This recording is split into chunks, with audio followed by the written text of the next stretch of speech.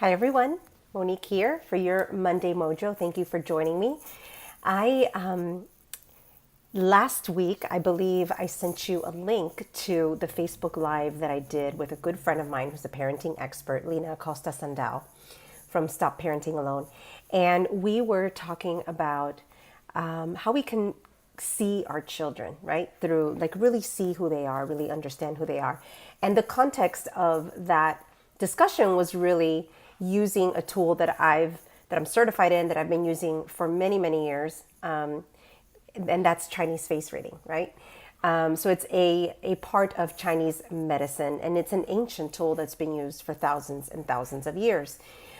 That being said, I wanted to keep the dialogue going of, what's another way that we could begin to uncover who our children are, right? And I know that I have so many parents on my list, and perhaps parents of children who are ages 10 years old and under. And that's the focus of my talk for today, right? There may not be an assessment, right, that we want to give a 10-year-old per se. Maybe once they're a teenager, that's a good time, and there are assessments that we can give them.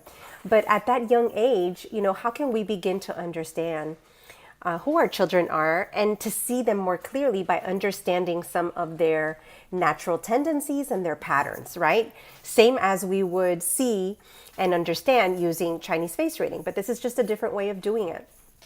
And I am a strengths certified coach through Gallup, and I believe in the Strengths Finder tool and how that can open us up, right, to better relationships with ourselves, with our family members, with our team members at work. So I just want to give you another tool for your toolbox for those of you who are parents, and we can just keep that dialogue going for a little bit longer.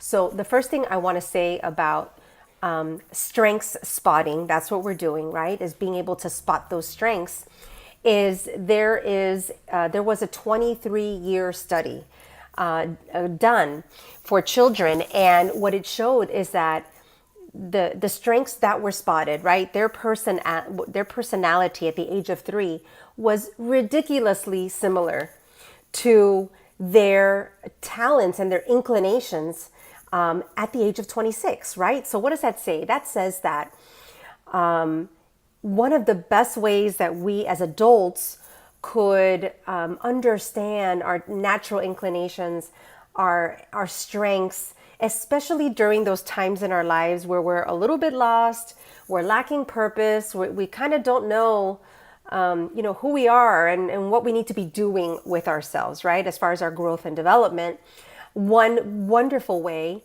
to start helping ourselves is to look back in our childhood and start picking up on some of these learnings about ourselves. Who was I? What did I love doing? What was I great at? And that's a wonderful first start for us who are adults, right? But for those of us who are parents, how do we begin spotting that information, and what do you want to look for, right? So today, that's what I want to share with you. I want, again, for those of you who have children ages 10 and below, or even above, it doesn't matter the age really, and you could even do this with adults. But understand that for teenagers and adults, there are assessments through Gallup, through StrengthsFinder, that are very effective, okay? But what I love about this technique called strengths spotting is that it also provides us an opportunity to just spend time with our children and observe and listen and not necessarily have to do anything or think about anything. It's just, let's watch, let's listen, let's really see them clearly, right? And make the time to to be with them in a different kind of way, okay? To really be present with them. So there are different themes that you should be looking for when you're observing, okay? And you definitely want to jot it down as you experience it, right? So the first theme that you want to take a look at is, how do they, are they achievers? Do they really enjoy achieving?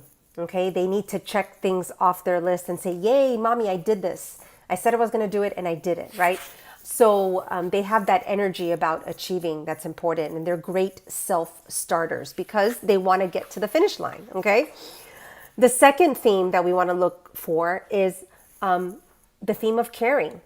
Are they the first ones to run to someone who twists an ankle or gets a boo-boo and they want to, take them to the nurse or to the bathroom to rinse off their knee and put a Band-Aid on, right? So that's a person who, a child that's going to have that theme of caring for others and putting others first, okay? Big heart. Competing, right? Do your children love sports? Do they love to win? Okay, so they do like to compare themselves to others and they love winning.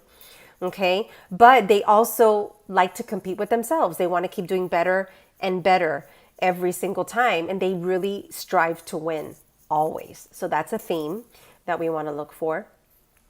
Confidence is another theme.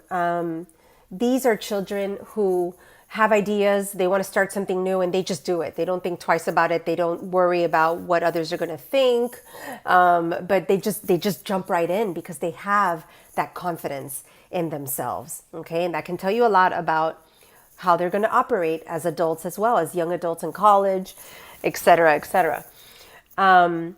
Dependability. Can you count on them? Okay, are they there for you? Do they have your back? Do they have their friends back, their teachers back? Okay, they say they're going to do something and they do it. They want to follow through. It's different than achieving. It has that little layer of caring behind it, right? And responsibility. So the next theme is discovery, right? Is your child highly curious and is always looking to uncover some mystery or science or just nature? They're always curious about things and processes, and they want to have that dialogue and figure things out. They're always asking how and why and why and why and why, which can be frustrating, but then again, that tells you a lot about your child. The next theme is how they think. Are they a future thinker, right? Are they more present in the moment, or are they always thinking about tomorrow and the next day and, oh, next year I want to be this, mommy, or, I'm doing karate this year, but next year I want to do soccer.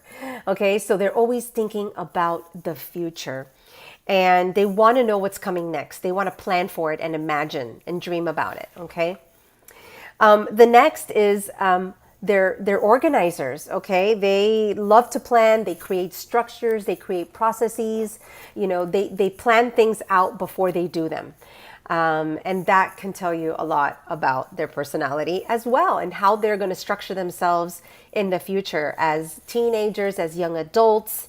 Okay, they may not need a lot of support and guidance because they have that internal structure that helps them to prepare to succeed. Presence is another theme. Children with presence love to be at the center of attention. They love the spotlight, and it's not always because they want to show off.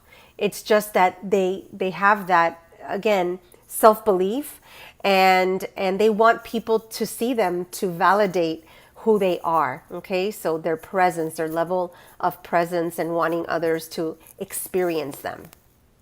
And then finally, the final theme that you want to think about is how they relate, to others. Are they good at starting friendships, right? And so it's an aspect of caring as well, but it's the child that's always going to include others, right? And bring others along, and they want to create deeper, more meaningful friendships, and they care about their friends.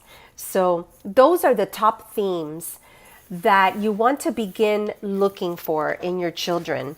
That's going to really just shed some light. Whoops, here I am. It's going to allow you to see them more clearly. And so I hope this was helpful for you today, and I hope that you will share, maybe try this out even for 10 minutes this week, and let me know what you uncover about your child that maybe you didn't really see before. Which of these themes is really strong in them? And what does that tell you about how you might support them a little bit more or help them to be more of themselves so that they thrive and they feel successful in their life today as children? So I'd love to hear from you. So you can reply to this email, go back and find it and reply to it.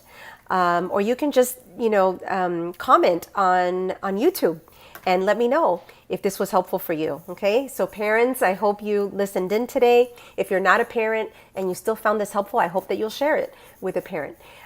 So thanks for joining me on Your Monday Mojo today, and we'll see you next week. Bye-bye.